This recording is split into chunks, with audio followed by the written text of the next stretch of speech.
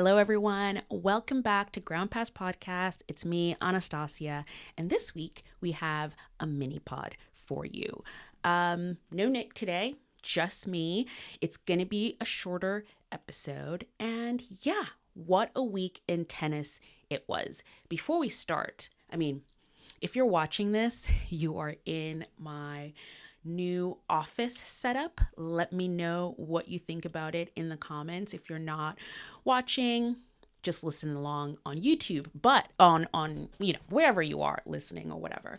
But I did want to show this, and sorry for the glare, you're seeing all reflections, but this is a really cool print that I got from Will Beggar. I think that's how you pronounce it, but he made this print for the Arizona Tennis Classic, which was a challenger held in the second week of Indian Wells. And the moment I saw it, it was being sold at the tournament and I didn't go, but the moment I saw this print, I was like, I must have it.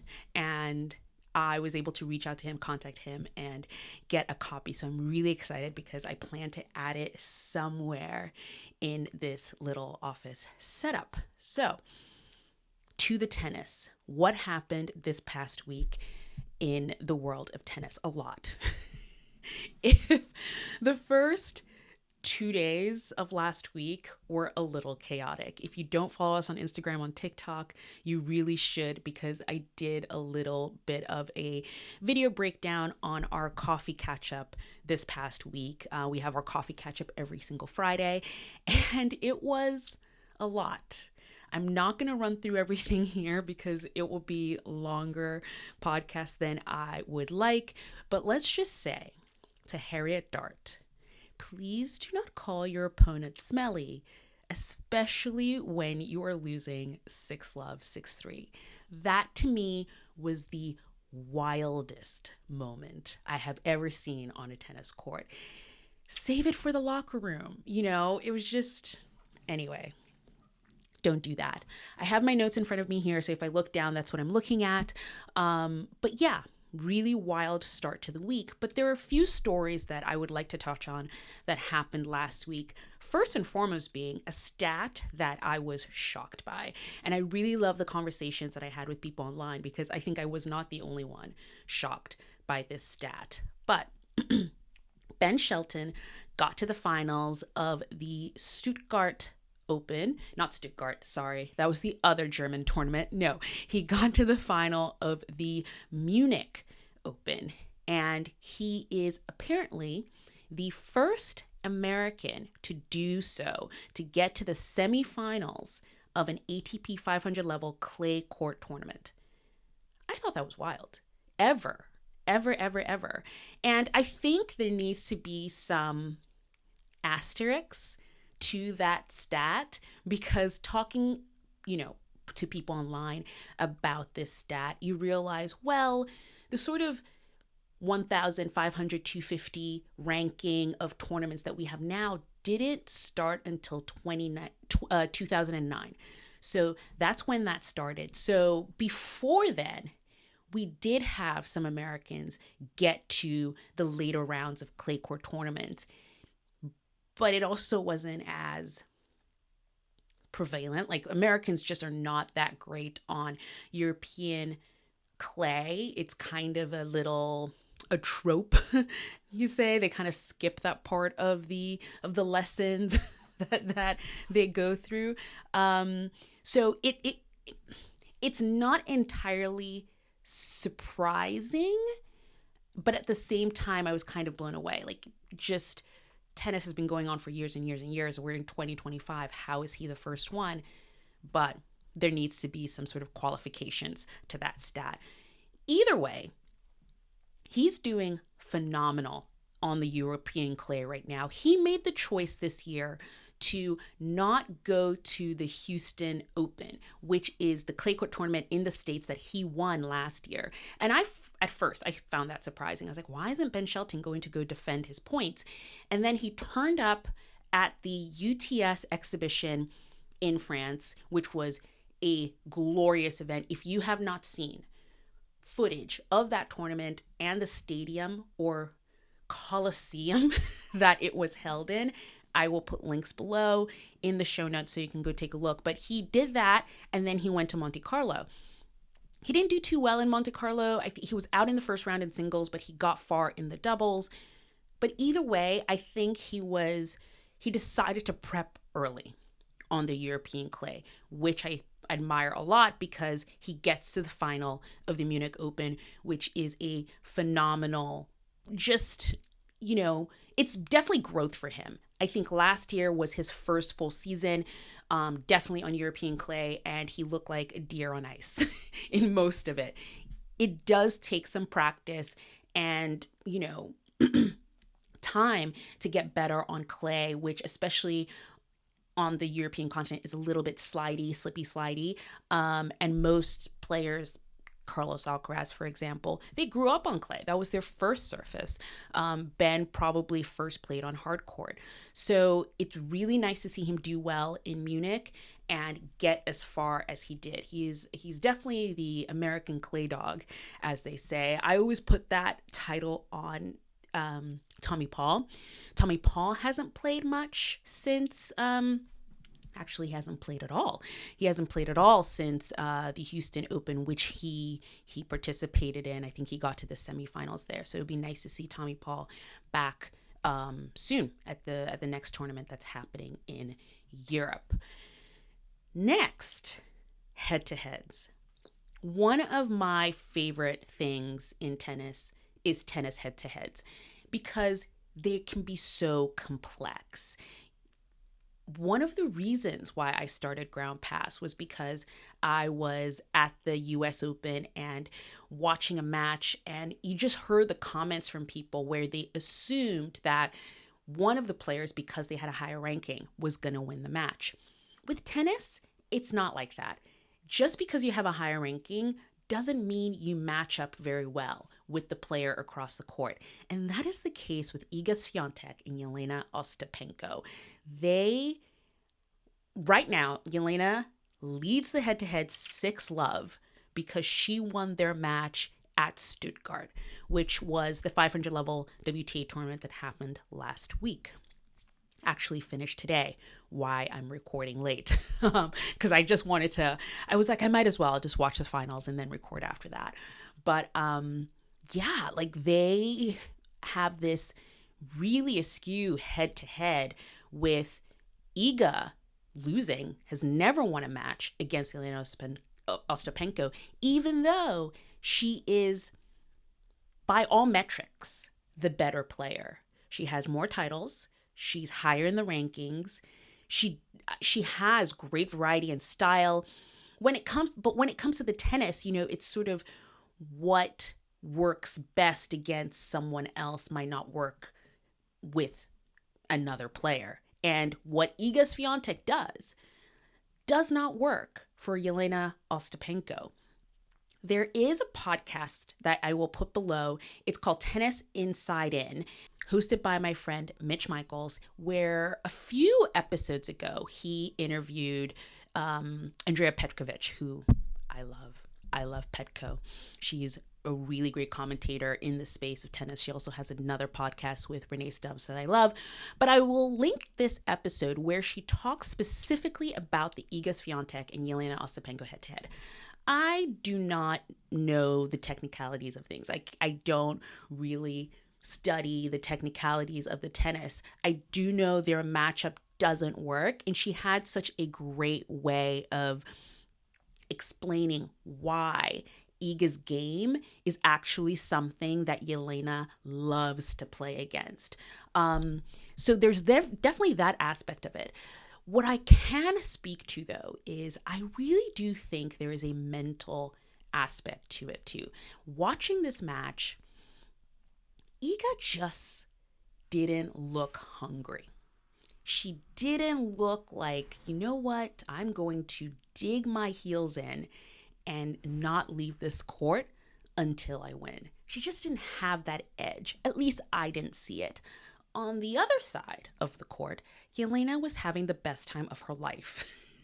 I think she lives to play Iga Swiatek. You could just see the sort of like the little sparkle in her eye every time she won a point, and she had this little smirk, this little smile she does. She is very mischievous, I think, Jelena Ostapenko is. So I do think that showing that contrast, you almost knew who was going to win. Someone's having fun and someone's not having fun. And the person having fun usually is the one who comes out on top. I will leave it there because I'm going to talk about Jelena Ostapenko later on in this episode. But that head-to-head is really, really fascinating. And it looks like in the next tournament, they might be meeting again, which part 7 of this matchup, if it happens, I will be there watching. The next story, well, I'll actually just jump right into the next thing with Jelena Ostapenko, but she won the tournament. Jelena Ostapenko was the champion in Stuttgart. She defeated Aryna Sabalenka, the number 1 player in the world, to win the title. Jelena Ostapenko is an enigma, I think. She hasn't been playing well in singles this year. Doubles, on the other hand, she's been crushing it. She got to the finals of the Australian Open. She has already won a tournament this year in doubles. I believe it was one of either Dubai or Doha 1,000 level events that happened earlier on, right after Australia. Don't quote me on it, but look it up. I'll put it in the show notes if I find which one it was. But she's been doing awesome in doubles. In singles, not so much. But you're looking at someone who is a former Grand Slam champion. She won the French Open a while ago, which I loved because she made comments about it on her on-court interview after she beat Iga. And she was like, yeah, a lot of people say Iga is good on clay, but hey, I'm also a Roland Garros champion. So am I. So when she's playing like this, Jelena Ostapenko is like a top 5 player. She hits the ball big. She's super smart on court and super athletic as well. Like, she's such a great player. It's just about the consistency. She doesn't always have the consistency. And here she is making waves on clay. Now, are we going to say Jelena Ostapenko is the favorite? One of the favorites, I think, of the French Open? Maybe, maybe not. Stuttgart is an indoor clay tournament, which I think plays a little bit differently than Roland Garros does. Everyone kind of uses Rome as a litmus test for who might do well at Roland Garros. So I don't know, but it is so fun to see Jelena Ostapenko back on top winning tournaments because she's such a fun character. And when she's in the mix, it's exciting. It's just absolutely, I love it. I love her little outburst on court when she has, it's really funny because now that electronic line calling is just everywhere now. It's on clay, it's on all the surfaces. You've kind of taken away a little bit of what Jelena Ostapenko used to live on, which was arguing about line calls and things like that. So really love her personality, and there is no one like Jelena Ostapenko on tour, and I'm really excited that she won this and she's doing well. In Aryna's case, I don't know. I think with Aryna and why she didn't particularly maybe do well in this final, rhythm might be part of it. She weirdly did not play a match in this tournament till the quarterfinals. She was supposed to play, who was it? I'm spacing out right now on who she was supposed to play, but her opponent in the second round, because she got to bye in the first round, withdrew due to illness. Oh my God, it was Anastasia Potapova. It was me. No, but it was Anastasia Potapova who withdrew, and then that just put Aryna Sabalenka into the quarterfinals, which means she was sitting around for a very long time doing pretty much nothing. I mean, not nothing. She was probably training and doing all that stuff, but I do think she maybe lacked a little bit of a rhythm coming through the tournament fully. So that might be a thing. She has wanted to win Stuttgart for so long. I remember she was in the finals maybe 2 years ago against Iga Swiatek, and Iga won. And the big thing about Stuttgart is that one of the prizes is a car. It's a Porsche. And she made this joke of almost trying to smash the window when Iga won it once. And she's wanted to win it, and she just hasn't gotten over the line yet. So maybe one day soon she will get her Porsche. That was pretty much most of what happened on the WTA. I will say Alex Eala made her comeback to the tour. She was playing at a WTA 125 in Orias and in Portugal. I hope I'm saying that right. Orias, which is in Portugal. The one thing I'll say about this tournament, I didn't watch much. I watched Alex Ayala's match, but she lost. She won the first round. She lost in the second, but this tournament was just rained out. They eventually finished it, but the delays were endless. So I didn't really get to watch a lot of this tournament. I will say, though, the location is gorgeous. Just looking at the photos of the court, I'll put some here. It's just so beautiful. It was a beautiful, beautiful court. And I reached out to a journalist who was working the event, and it looks like that's where Estoril, which is a very popular tournament in Portugal, it is this year going to be a challenger. We'll talk about it when it comes up, but Estoril used to be held at this location, and I can see it. It's like a really, really gorgeous spot. So Alex Ayala is back. She's back on tour. Her next tournament is going to be the Madrid Open. And I just saw the draw. And her first round match is Iga Swiatek, which that's tough. That is tough because I know you're all thinking, Alex Ayala won a match against Iga in Miami. Miami is not Madrid. And Miami is also on hard court, which is not clay. And clay is Iga's home. So unless something miraculous happens, I think Iga is going to be taking that one. But let's see. Who knows? Crazier things have happened. So that's the WTA. Jumping on really quickly to the ATP. We already talked about Ben Shelton, but we've got to talk about Barcelona. Barcelona was a really, really fun tournament. I really enjoyed Barcelona. I really enjoyed their TikTok. They were hilarious on TikTok. Lately, Ground Pass hasn't really been on TikTok a lot, but lately I've been getting into it ever since the Miami Open, and it's just so much fun talking to people on there, and, you know, a lot of new tennis fans. Like, we blew up on TikTok because of Alex Ayala and got a whole bunch of new followers, and so many of them are super curious. So I'm actually really enjoying being on TikTok and posting videos there. So if you don't follow us on TikTok, you should. It's really fun.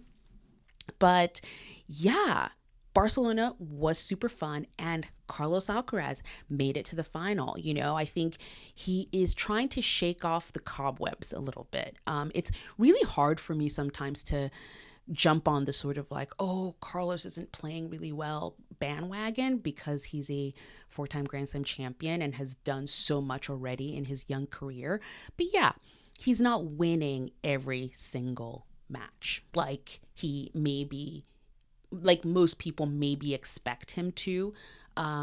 So it's very interesting kind of following along with his journey. But he came straight from Monte Carlo, won that tournament, and came to Barcelona. And I personally this is a very busy time for a player like Carlos, who does really well on clay, because you have Monte Carlo, Barcelona, followed very quickly by Madrid, Rome, and straight into Roland Garros. It's back to back to back.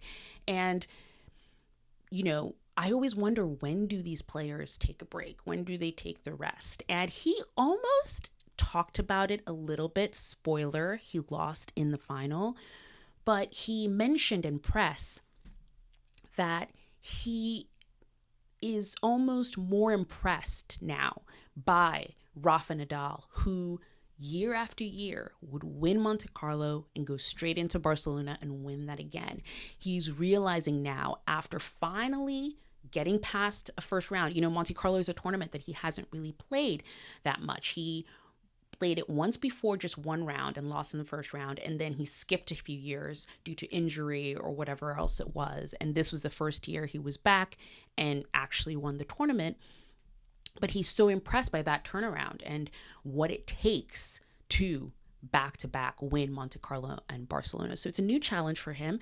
Let's see how he does in future years. But he lost in the final to Holger Rune. Yes, Holger Rune, former member of the Baby Big Three. Why do we love three in tennis? But either way, he, this week, played like the old Holger Rune. He's had flashes of this at Indian Wells. He also had that sort of old Holger Rune vibe. And it seems like this year, something's changed, whether it's him going back to his old coach, but something's changed where he is definitely kind of regaining that level that he was at. What was that, 2023, when everyone was like, Baby Big Three, Sinner, Alcaraz, and Rune, and Holger just kind of fell off a lot, really, if you think about it. But this was his first win in 2 years. That's a long time. So it's nice to see him back playing well. He beat some really great people. He beat Casper Ruud, who was the winner last year. He also beat Karen Khachanov in a phenomenal match. Like, it was lights out. Like, he was not giving an inch in that match. And he played against Carlos in the final. Carlos, it was a good first set. It went to a tiebreak, and in the second set, it seems like Carlos might have picked up a bit of an injury. Hopefully not, considering he's going to be trying to defend Roland Garros, but maybe he was a little bit compromised there. But either way, the week that Holger Rune put together was very impressive, and it's nice to see him playing this way again. Now it's, can he keep it up? Can it be consistent? So fingers crossed, because he is someone I love to see at the top of the game. He's fun. I love fun characters. Jelena Ostapenko, Holger Rune. Fun characters at the top of the game is great. And that was pretty much it this week. Want to keep this episode short because it's just a mini pod. So let's talk about what's happening.